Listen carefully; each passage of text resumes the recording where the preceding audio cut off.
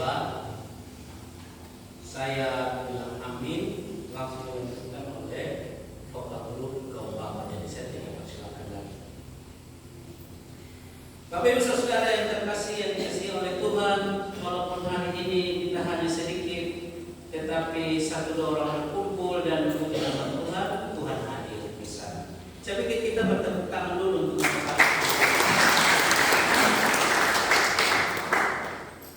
kemarin panas, kita berdoa biar hujan supaya kita bisa kerja sawah, dan hujan kita semua sibuk di sawah. Baik, Bapak Ibu Saudara yang terkasih, tema yang diberikan oleh Sinode kepada kita yang harus kita renungkan hari ini adalah menebar pengharapan karena iman. Bilangan pasal 13 ayat 25 sampai dengan pasal 14 ayat 10. Dan ayat pembimbing terambil dari pasal 13 ayat 30b. Tidak, kita akan maju dan menduduki negeri itu sebab kita pasti akan mengalahkannya. Sebelum kita masuk dalam khotbah selanjutnya, ada dua pertanyaan bagi kita yang akan kita lihat nanti jawabannya pada saat khotbah. Pertanyaan pertama adalah seperti ini. Apa reaksi saudara atau apa reaksi Bapak Ibu Saudara yang terkasih jika 99% orang lain mengatakan salah dan Anda satu-satunya yang mengatakan benar? Sebaliknya, 99% orang lain mengatakan benar, Anda sendiri yang mengatakan salah. Itu pertanyaan pertama. Pertanyaan kedua, menurut Bapak Ibu Saudara yang terkasih, orang akan lebih mempercayai pernyataan seorang pemimpin, seorang yang berpengaruh, seorang yang dihormati, ataukah orang akan lebih percaya kepada orang biasa, orang awam?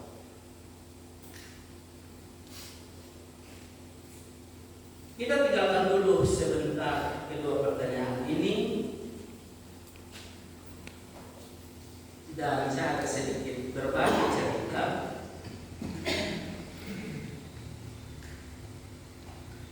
Bapak Ibu Saudara, kami di Perkantas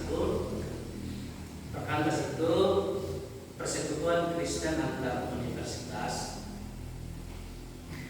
Kita bergabung di sana itu adalah organisasi pelayanan, jadi kita diajar untuk melayani. Dan di dalam pelayanan itu ada buku pedoman yang harus kita ikuti. Salah satu buku pedoman itu judulnya itu Tampil Beda. Dan isi bukunya itu mengajarkan setiap anak-anak Tuhan yang ada di sini untuk selalu tampil berbeda dalam setiap situasi, terutama ketika berada di lingkungan-lingkungan yang tidak mengenal Yesus. Dia harus berani menyatakan imannya, berani menyatakan identitasnya bahwa dia adalah anak tebusan.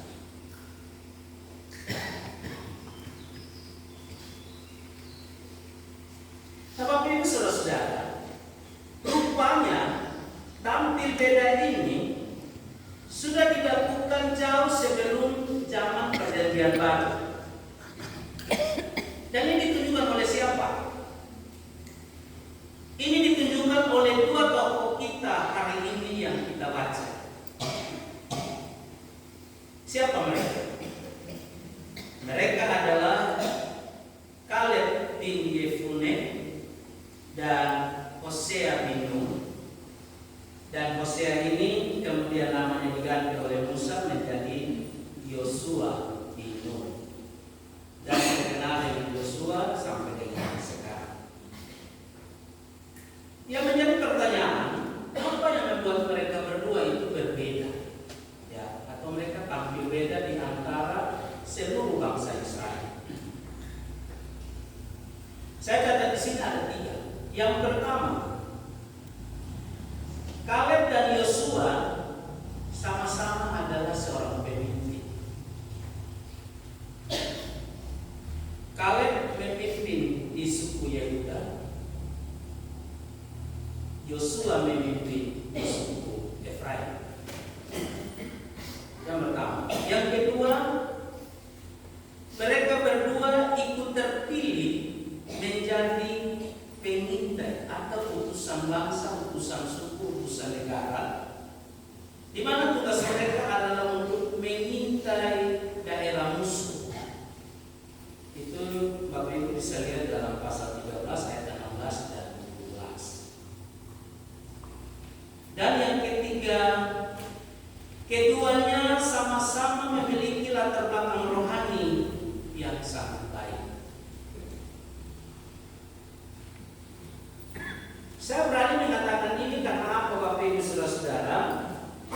Jika Anda mempelajari Alkitab dengan baik, maka Anda akan tahu bahwa Yosua adalah anak binaan dari Musa. Atau Yosua ini anak rohaninya Musa.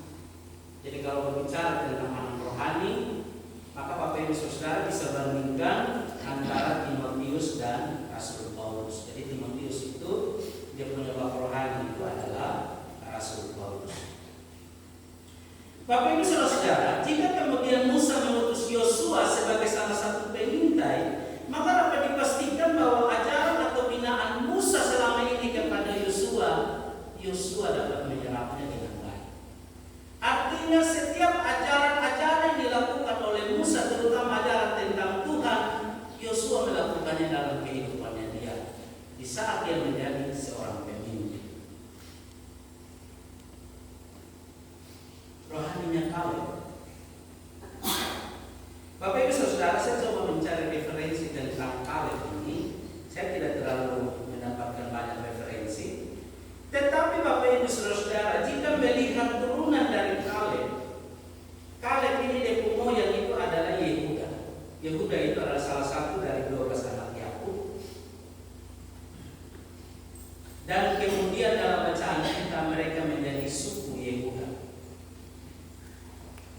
Dengan melihat latar belakang ini, maka dapat dipastikan bahwa Kaleb ini juga berlatar belakang iman yang baik karena suku atau turunannya. Bapak Ibu bisa melihat di dalam pasal 14 ayat 24, Tuhan sendiri mengakui Kaleb sebagai hambanya. Sejak kemunculan Yehuda dalam cerita anak-anak Yakub, Yehuda sudah menunjukkan karakter yang baik dan yang bertanggung jawab.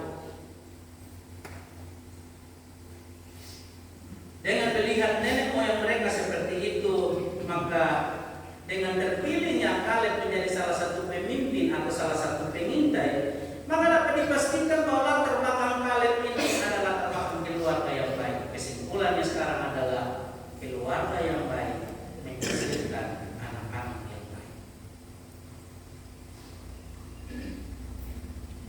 Dan poin ketiga inilah Bapak Ibu Saudara yang menjadi petunjuk yang sangat jelas bagi kita dari mana keberanian Kaleb dan Yosua ketika mereka tampil beda di antara bangsa Israel.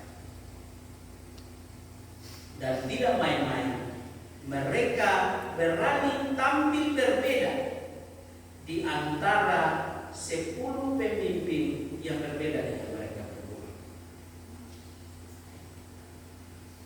Kembali kepada bacaan kita Bapak Ibu Saudara. Bacaan kita mengisahkan tentang keberhasilan 12 pengintai yang dikirim oleh Musa.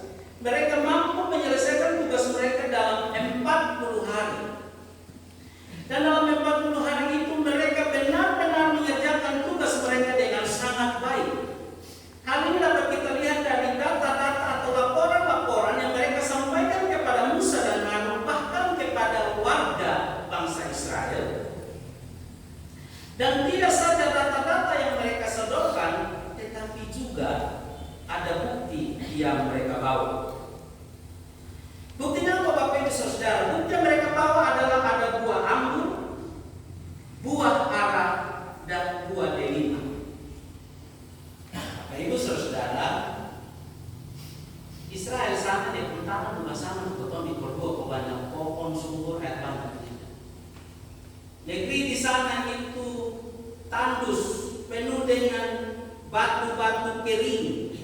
Tetapi jika kemudian mereka bisa membawa pulang hasil anggur yang baik, buah ara yang baik, dan buah delima yang baik, menunjukkan bahwa benar-benar negeri yang mereka masuki dan mereka indah itu adalah betul-betul negeri yang berlimpah susu dan madu.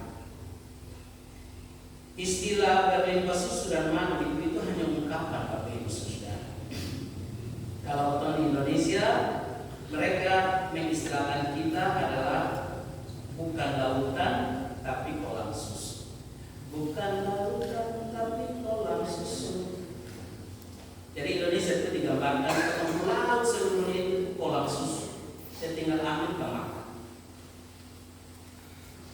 Bapak Ibu Saudara, melihat rata-rata disampaikan atau laporan-laporan disampaikan oleh ke-12 pengintai ini, itu merupakan suatu prestasi yang luar biasa.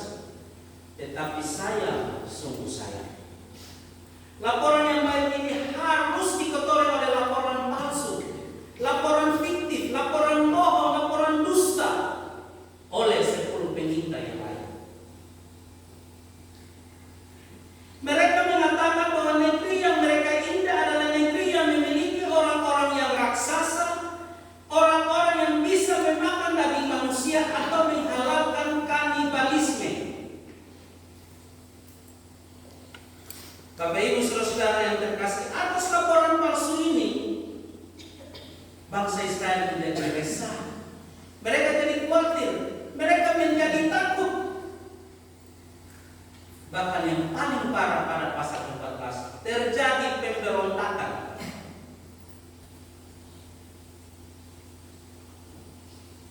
Dalam kekacauan itu Kaleb berani tampil dan berbicara, Nats memimpin kita.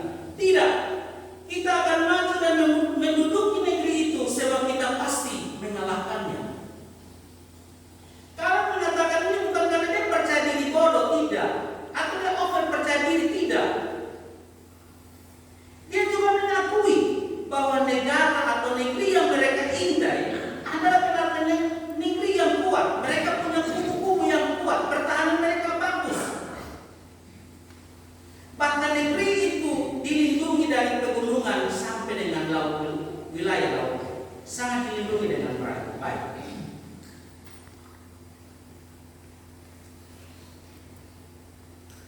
Dalam bacaan selanjutnya Bapak Ibu Saudara, bahkan Kaleb dan Yosua berani memberikan jaminan bahwa mereka pasti mengalahkan orang-orang Kanaan tersebut. Kita baca pasal 14 ayat 9, janganlah memberontak kepada Tuhan dan janganlah takut kepada bangsa negeri itu, sebab mereka akan kita telan habis. Yang melindungi mereka sudah meninggalkan mereka, sedang Tuhan menyertai kita. Janganlah takut kepada mereka. Temanya kena. Kaleb dan Yosua menyebarkan harapan kepada bangsa Israel karena iman mereka. Berdasarkan iman mereka yang sangat kuat, mereka berani mengatakan bahwa dalam keadaan negeri yang kuat sekalipun kita mampu mengalahkan mereka. Karena apa? Ada Tuhan di belakang kita. Di zaman modern seperti ini, Bapak Ibu Saudara, apakah ada yang berani seperti Yosua dan Kaleb? Berani menyatakan imannya di tengah-tengah himpitan zaman yang terus menggilas dan mengikis iman kita, terutama kepada anak-anak muda. Apakah anak-anak muda kita berani tampil di depan umum menyatakan iman percayanya, menyatakan kebenaran dengan sungguh-sungguh walaupun 99% mengatakan bahwa itu tidak benar? Ataukah anak-anak muda kita justru lari dengan 10 pemimpin pembohong itu dan mereka rame-rame berjemaah berbohong?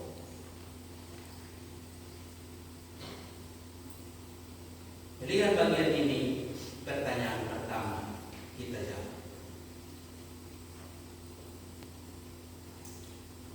Penegasan oleh Kaleb dan Yosua, apakah mampu menenangkan bangsa Israel?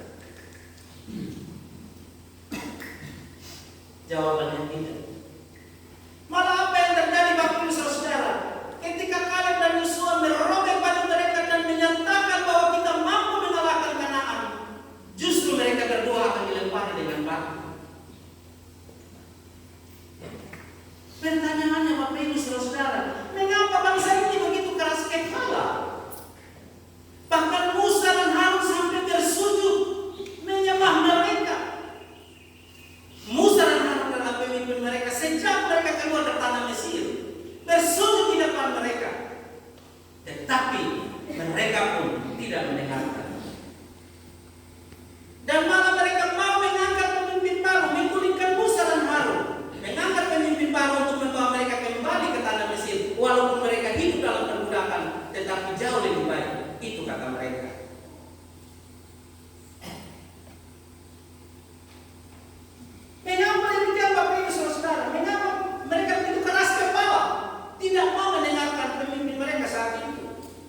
Yang satu adalah Musa dan Harun. Karena apa Bapak Ibu Saudara? Mereka lebih mempercayai pernyataan mereka punya kepala suku yang tanda kutip kepala-kepala suku ini ikut dalam pengintaian. Bahkan 10 kepala suku ini berkata bohong, dong percaya.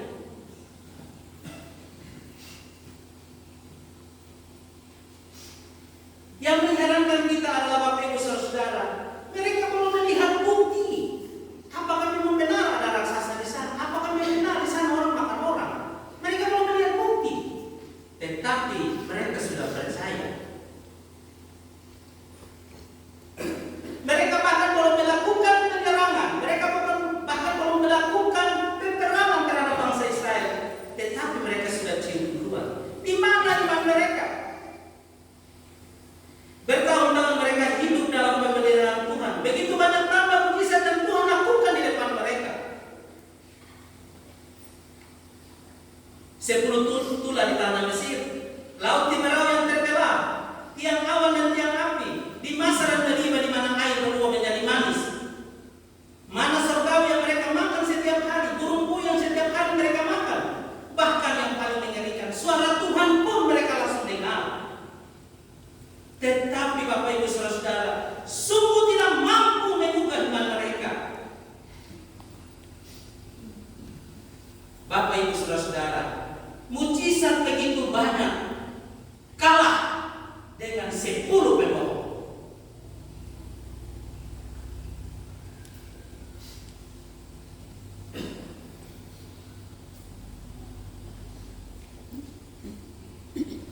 Tuhan masih mengasihi kita.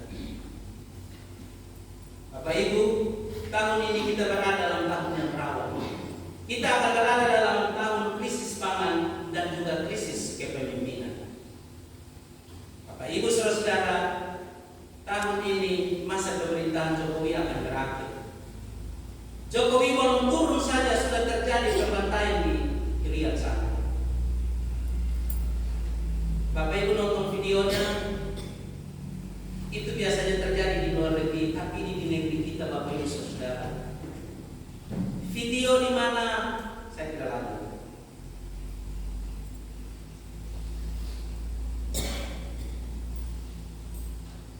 Dalam situasi seperti ini, siapa yang Bapak Ibu mendengar?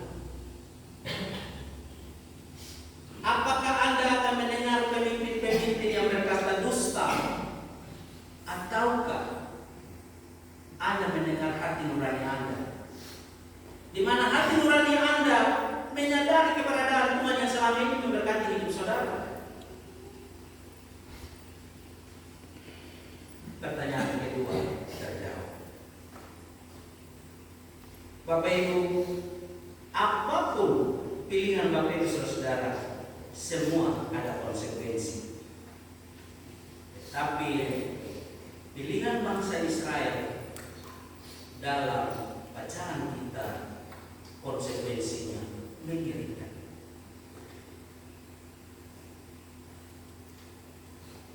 Kebohongan 10 pemimpin harus ditanggung satu bangsa.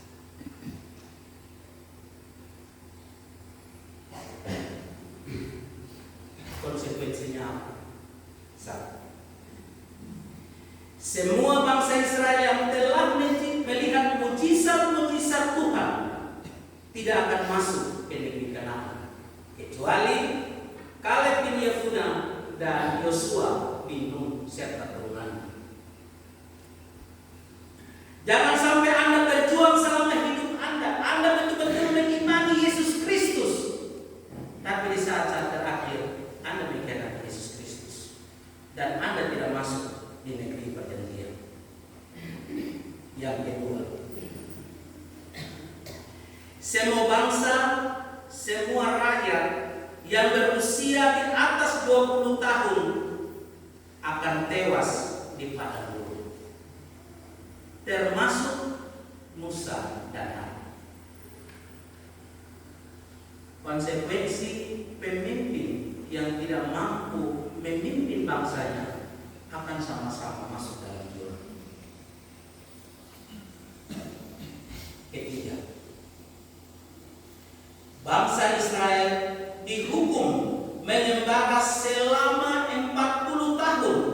dan menerima setiap konsekuensi penderitaan hidup di padang gurun.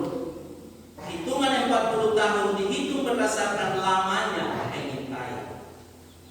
Pengintaian dilakukan 40 hari. Satu hari disamakan dengan satu hari. Bapak Ibu Saudara, ini hitungan Tuhan. Kesalahanmu satu hari ini, Bapak Ibu Saudara, Tuhan akan balas dengan 12 bulan.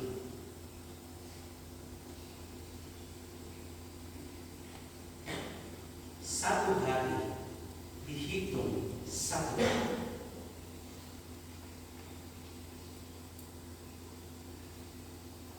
Dan yang paling mengerikan, selama 40 tahun mereka hidup di padang, Tuhan tinggalkan mereka. Ibu saudara, jangankan ditinggalkan Tuhan, engkau ditinggalkan oleh sahabat saudara-saudaramu saja, engkau sudah bersedih. Apalagi ditinggalkan oleh Tuhan. Apa yang kau bisa harap?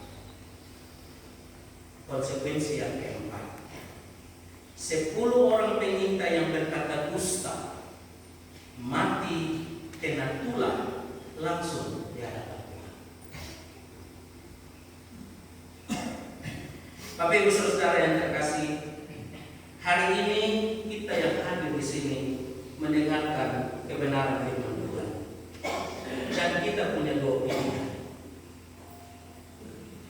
Pilihan pertama, menebar pengharapan hidup kekal bersama Tuhan kepada orang-orang di sekitar kita, dan konsekuensinya mendapatkan kemuliaan di negeri perjanjian baru. Atau pilihan yang kedua, menebar berita dusta yang berakibat fatal terhadap diri sendiri dan juga terhadap orang lain. Nyambung dengan bacaan Mazmur kita, Mazmur pasal 118 ayat 8. Lebih baik berlindung pada Tuhan daripada kepada manusia. 2 pilihan ini ada di tangan kita. Tetapi hati kecil saya mengatakan, kita semua di Kolbuas ini yang sejak kita lahir, bahkan sejak kita dalam kandungan ibu, sudah mengenal Yesus Kristus. Saya yakin, seburuk apapun kehidupan kita, kita pasti akan memilih pilihan yang pertama.